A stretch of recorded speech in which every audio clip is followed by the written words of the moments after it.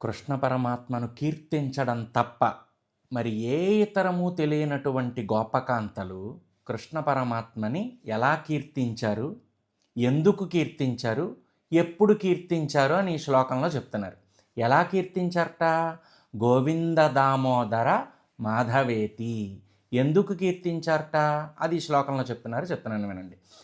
ఉలూఖలే సంభృత తండులాంశ్చ సంఘట్టయంత్యో ముసలైః ప్రముగ్ధాః గాయంతి గోప్యో జనితానురాగాః గోవింద దామోదర మాధవేతి.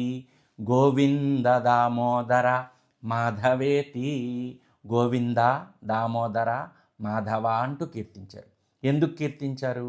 గాయంతి గోప్యో జనితానురాగాః.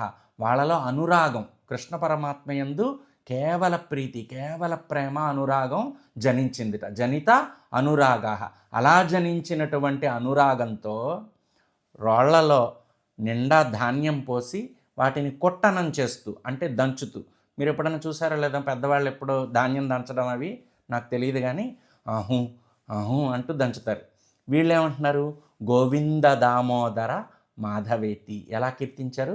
గోవింద దామోదర మాధవేతి. ఎందుకు కీర్తించారు? వాళ్ళలో అనురాగం జనించగా కీర్తించారు. ఎప్పుడు? రోళ్లలో ధాన్యం పోసి దంచుతూ కూడా. అంటే వాళ్ళకి ఇప్పుడు, అప్పుడు, ఎప్పుడు, ఎలా, ఎందుకు అనేది ఏది ఉండదు. ఎవరికి? గోపకాంతలకి. వాళ్ళంత గొప్ప భక్తులు కాబట్టే, ఎల్లప్పుడూ కృష్ణుణ్ణి స్మరిస్తూనే ఉంటారు కాబట్టే వారిని ఈ శ్లోకాలలో కీర్తించారు లీలాశుకుడు గోవింద దామోదర స్తోత్రంలో. కృష్ణ పరమాత్మను